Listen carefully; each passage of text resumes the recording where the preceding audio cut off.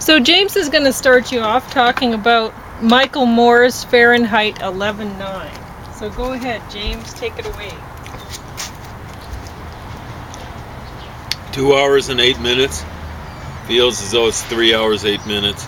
Maybe even more than 8 minutes on top of it. Seen it all before.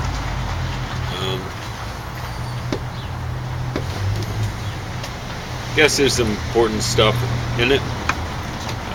There are better people to be people who are better qualified to say it. Goes on. How are you? Good, how are you doing? Good. You get up? Is this okay?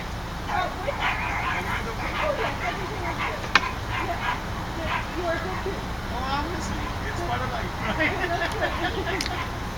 It's part of life. Starting to plant stuff ready or so? Yeah, my lettuce is already starting to come up, but it's little babies right now.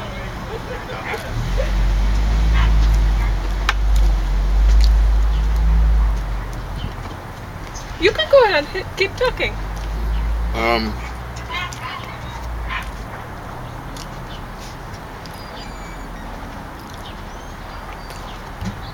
So the big message is how the blank did we get here and how the blank do we get out. That's on the back of this. So how did Trump get elected? And how did all this other crazy stuff happen?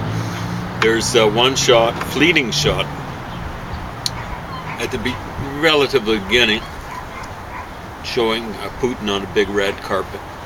So all you basically see is carpet, a very small Putin.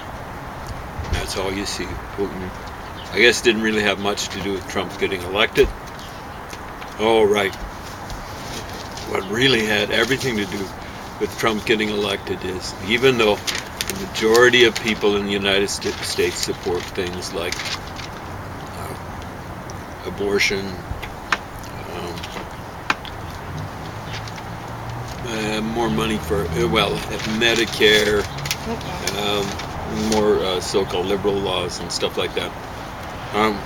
The Republicans keep on getting elected. How does that happen? And so he has this little thing. It's important, for the last, within 30 years. It's a little less than that, I think. But going back to 92, the Democrats, but one of those presidential elections have won the popular vote. It's interesting. Of course, they won 4 of those elections, lost 2 of them. The Trump one and Bush in 2000. And 2004, Bush had to really cheat. Use this for your potatoes. I was going to show you. I made these little potato company potatoes that were given to us, but I didn't cook them in this package. I opened the package and I cooked them in the rice steamer. And so anyway, it fit perfectly. The potatoes fit perfectly in this little steamer. So if you have one of these to put on top of, it also fits on my little copper pot. So are you going to eat? Oh, sorry. No, I ate my half. Okay. So then I put them back in the container while it was cold, and then put the olive oil. I put organic cold pressed olive oil and the seasoning package on it. And now you can have it. And so you can use that for your potatoes there too. I was going to tell you. That way because why waste the olive oil and stuff exactly too, right? So you can just stick all those in there. Yeah, See? One thing or the other. Yeah. So that's what I was meaning, and he already started on his potatoes and missed out on some of that olive oil goodness. Well, I'll get that. But yeah, what I did notice about this package that I did like I think it's kind of frightening to cook things like this in the microwave, but I know these are sold a lot of the time, and this has become the new thing. If people want to feel like they're having a real meal, and so they're cooking things like this in the microwave. And okay, but it's really not that hard to just anyway. So but what I was going to say about it is I did enjoy the fact that on the side of the container they don't put anything, like, it's just potatoes in there when you're cooking them in that container in the microwave or in this, which fits perfectly, that much in there. Anyway, they don't they instruct you to add oil or whatever afterwards if you want to. So they don't include that in there, which I actually prefer, because you shouldn't be heating up that stuff anyway. So if you're going to get an instant meal, that's actually not too bad, because you have the option. You have the container. If you need to use a microwave, whatever, you have that. But you can cook it in here, and you don't have any oils or anything like that you're heating up.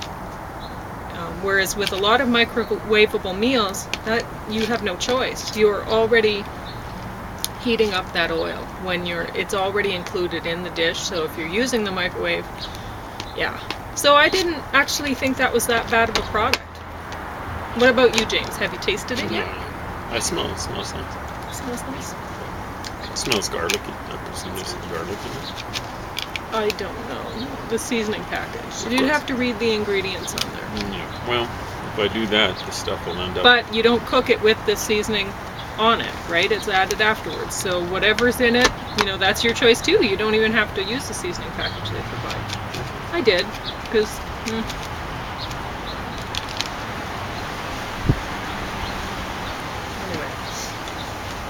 So are you done talking about Trump and that movie, or you're still going to go? Okay, well, sorry, take it away. Okay. I've totally interrupted things. Anyway, what was I going to say? Not much. I don't think the movie's really much commentary, but yeah. So Putin is like kind of like a little flash, like it's like, he didn't all the stuff, all the cheating and the spying and stuff like that. That never happened. Or it's just like minor league, right? It's just barely even mentioned. Because he did show him, and he said, yeah, it was the Russians or whatever. It was, he basically saw a red carpet and this little guy, wee little guy, just like overwhelmed by the red carpet. And see, that was all you saw throughout the whole movie about Putin. Yeah. So, when you get minimization of that sort, well, it's fake news. And it's real fake news. This ain't Donald Trump quality fake news. It's fake news. So what's responsible, according to Michael Moore, for the Republicans? Well, it's the Electoral College. Yeah, the system is all busted up. But when you actually look at the polls for what people believe in, like what was it, 70% Medicare, 71% believe in some sort of Medicare, and yet the votes are so close that the Republicans keep on being able to. Well, they've stolen 2 elections, where they stole a third in 2004, where they still won the. Looks as though they won the popular vote, but I don't know what would have happened if there hadn't been so much Republican cheating in Ohio. But at any rate, like there's a rogues gallery. You keep on seeing pictures together singly of, working your way back, Donald Trump, Obama, and then Bush Jr., and Bill Clinton, and some or another Hillary Rodham Clinton deserves to be in that rogues gallery. They're the ones who are responsible for especially the Clintons, who are so responsible for, Bill Clinton actually tried to go left a little bit, and starting in 93. And when the elections came around, the off-year elections came around in 94, he didn't have a Congress to pass any of his stuff. What he was doing was unpopular. In a democracy, you gotta do stuff that's popular. And same thing happened to Obama. He kind of tried a few left-wing moves. in his first couple of years. The off-year elections come up. No more Congress to pass any of his stuff. And they stonewalled everything. You see, left-wing stuff is kind of, people say, yeah, we believe in it. But when it comes to voting, they don't necessarily go for it. When you are in a democracy, you got to appeal to the majority. You can't hang out on the extreme right wing, and you can't hang out on the extreme left wing. That's the way democracy works. You appeal to the majority of the people. Are you taking notes, Michael Moore? You appeal to the majority of the people. So he has a fawning little interview with Bernie Sanders, and Bernie Sanders seems to have been his candidate of choice in 2016. Of course, the dude kind of campaigned for Hillary, but who was he campaigning for in 2000? This is one of the elections where the Republicans stole it in Florida, and they didn't win the popular vote. Who was Michael Moore campaigning for in 2000? He was campaigning for a vote splitter called Ralph Nader. So, this actually is his ugly mug. Here it isn't. But they've got Donald Trump's ugly rear end there, and Donald Trump's ugly rear end. But here, the dude wearing the funny cap like mine and stuff like that, and who's porked out way more than I am. How does a working class hero get porked out like Michael Moore? I don't know, like maybe he eats caviar and stuff like, maybe he just eats a lot of burgers like a lot of working class people do nowadays. But how did they lose those elections? 2000, Michael Moore, you should be in the Rogues Gallery. You should have your own picture up there. You helped split the vote. And then I've seen a clip of 2004 where he and Phil, what is that, Phil Donahue, was that his name? That moron talk show host? Yeah. And a couple other idiots who supported Nader in 2000 are begging Nader not to run in 2004. Nader ran in 2004. That might have made enough of a difference. But you see, when you allow a president to get elected and he's going for a second term, he's actually got home field advantage now. So 2004, Bush had all sorts of advantages in terms of cheating and stuff like that, but he had home field advantage. So Michael Moore,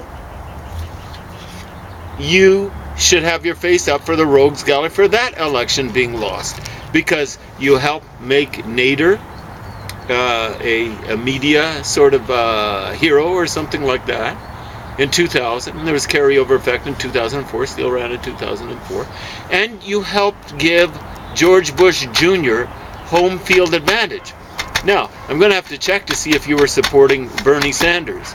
Bernie Sanders, when I first heard about him, and I just heard he was described himself as a social democrat. I didn't even know he was an independent kind of moron. What I was thinking was, the Republicans, for as long as I can remember, pretty well, they've had more money than the Democrats. And what they've done is they've slush funded people running for the Democratic nomination who look as though they'll be unelectable. So they want unelectable people to get nominated. So who was their choice in 2008? Well, no one figured the Americans would actually elect a black guy. And without the economic fallout in 2008, Obama was totally unelectable. But then that fallout happened, and the election was still reasonably close. Now, once he was elected, he had home field advantage, and he actually handled the economy reasonably well. So he ended up being a popular president at the end of his administration. But how did Obama get all that money when he was first not among building much of the left wing? Oh, he's become extremely unpopular with idiots. He even used him in there. Oh, of course. Yeah. You know, and Obama had, guess what? When, you know, like I was asked to run for a left-wing party here back in the 80s by a couple of dudes. Yeah, they were with the NDP. And I said, hey, do I look like I would enjoy lying? I'm not lying when I say I don't enjoy lying. Even if you're running for a party that used to have some principles like the NDP, and I think they still do, you know, in some places. In some places their principles are whacked out. But with some of the members, they're whacked out. There's crazy. Well, a lot of them are commies or Marxists or useful idiots like that. But they've turned into useless idiots because what they're looking for is anything that looks as though it'll stand up to capitalism. And the sad thing is, capitalism is a horrible system. But there are things out there, many things, that are worse. No, not just worse, but way worse than capitalism. And you've got a lot of flunkies in the NDP who are just going around figuratively waving red flags and, green flags and black flags and things like that. Who's the black flag? Anarchists. Oh. Anyway, you know, like there are things, all of those three things, those colors, those flags that are represented are not just worse, but they're way worse than capitalism when you actually look at history. We've got long track records for these flags, and you know, there was one flunky. What would you even use a red flag to describe what's happening in Korea? Here's one left-winger, presumably the most authoritative, or maybe authoritative figure in the English-speaking world on North Korea, and he's just not that down on whichever one of those Kim Il-dum or whatever his name is in Korea. He's saying, I support them. Why? Because they're maintaining good Confucian values. Holy smokes, you cannot support Confucianism and be a left-winger. It's that simple. You know, like Marx, if he'd ever heard that, if he's still existent in some plane of existence, down there, let's say, he's just spinning around in his grave hearing that kind of stuff. That's crazy. It's just nuts. Some left-winger saying something like that. It's absolutely nuts. But getting back to nuts, Michael Moore, you know, like everyone knows Donald Trump's a nut, except maybe himself, and you know, some of his handlers, I think, even probably realize that he's a nut, a saleable nut. You know, like he's a rotten nut, and one that you don't want to have to eat or something like that, or digest. But yeah, Michael Moore, you should have included yourself in the rogues gallery, because I suspect you were supporting Bernie Sanders in 2016. So what the Republicans have been doing, you see, Bill Clinton, here's what one Republican was saying. Oh, 1992, they nominated Bill Clinton. That's what the Republicans wanted. I can guarantee you there were people surreptitiously, maybe even not so surreptitiously, who were Republican supporters who were slushing the funds over to Bill Clinton's campaign so he'd be nominated for as the Democratic candidate for president. Of course, once he gets nominated, then they pull the funds, right? That's what they would have done with Obama. They give him enough funds to get nominated, and then they pull funds, right? And you know, was Bill Clinton electable? He was unelectable. His first win. Of course, he got home field advantage once he was elected, and then he won the second election. He actually handled the economy reasonably well. But how did he win that first election? Well, vote splitting. You know, like what happened was Ross Perot ran on the right side of things and submarined Bush Jr.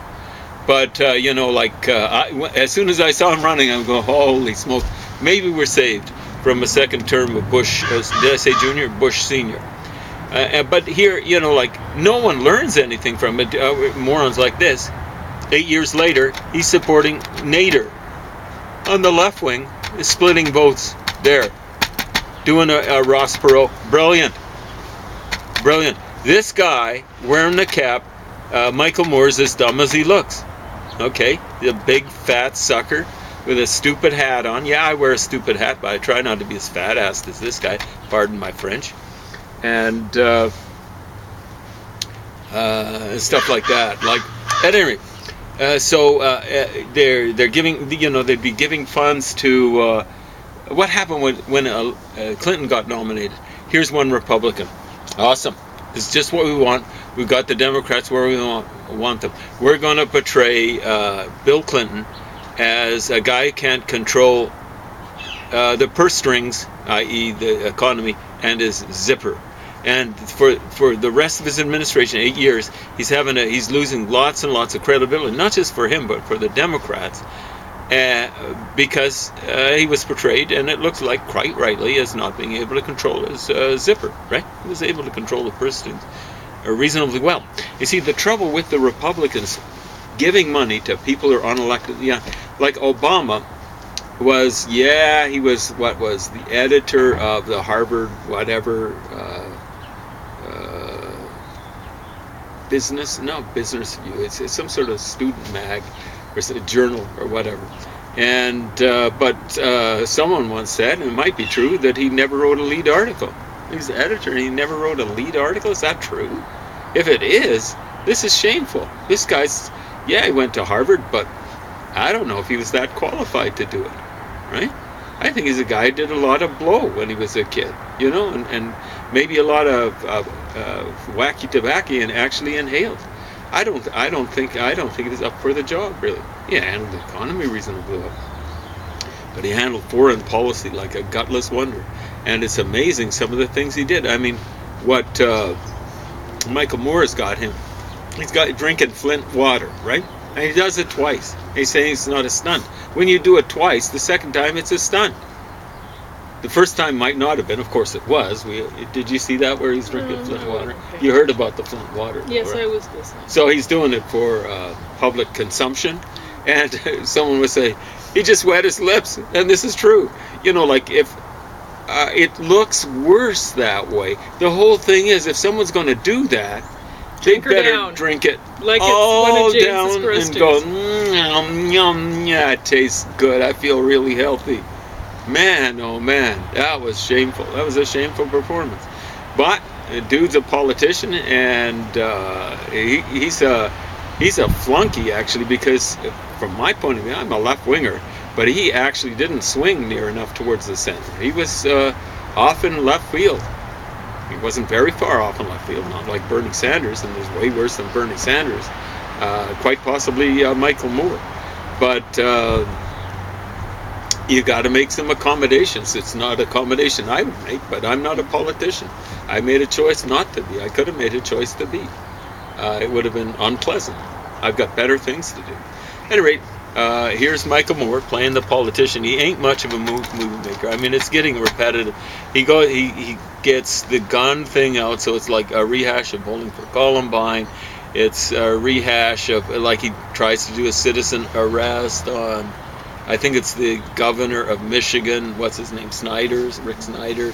You know, we've seen this all before, going back. When was he doing Roger and Me? Was that the late 80s? Early 90s? Stuff like that. He had some sort of TV Nation. What was it called?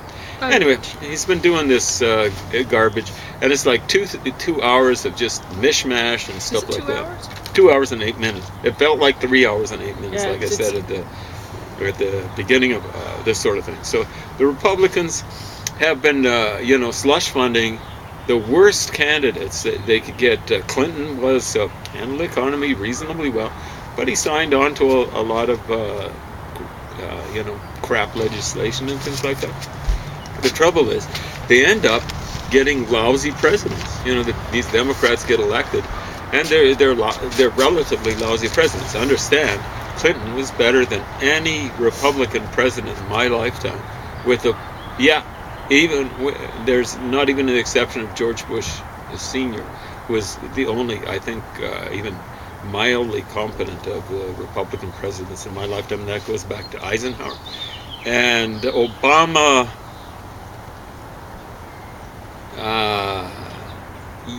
he'd end up in maybe a tie with Bush Sr. So Obama, is he the worst Democrat? Yeah, I think he might be. He and Jimmy Carter's the worst. But then Lyndon Johnson and Obama, they kind of rate second worst. Of course, there hasn't been that many in my lifetime. Kennedy. Wow, that's amazing. When I look at it, Kennedy was the best of the lot. Well, I think Michael Moore did show something important in showing that the people of Flint were getting poison. He should have just done a show on that. It should have just Instead been of- on that, but he was trying to tie it together with the Trump, which didn't work. He didn't do enough Trump stuff. It's just a hash of a whole bunch of stuff. Yeah. You're right. He put too many things together that weren't actually related, and he didn't focus on the real issue that was important with this movie was the fact that water, people had been drinking water that was probably relatively healthy or in comparison to what they were then fed. So they were changed to an unhealthy water supply for no reason other than to make them unhealthy. Yeah, he was saying it's an extremely important issue when you can see that there's a majority black population, and the government of those, the municipal government, the city government of those three places, not just Flint but another two, were changed by the leader of the state. That's ridiculous. there was, I That think, is 4 undemocratic. places. Yeah, it's shameful. And I mean, it's criminal, frightening. really. Yeah, and then to have those people's water supply changed to include lead, which is then going to give them some serious challenges. Yeah, later so in they were life. drinking on That the is Flint River. ridiculous. Now, I'm not sure how long that lasted, right? Because the whole idea was to build another pipeline, a private line from Lake Huron.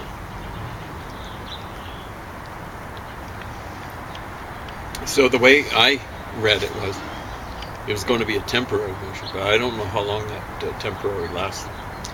I'd have to look into No. it. Anyway, they're drinking out of the Flint River, and Flint is. I mean, that's worth reporting. That's it worth is. making Exactly a right. movie Yeah, about. just focus on it.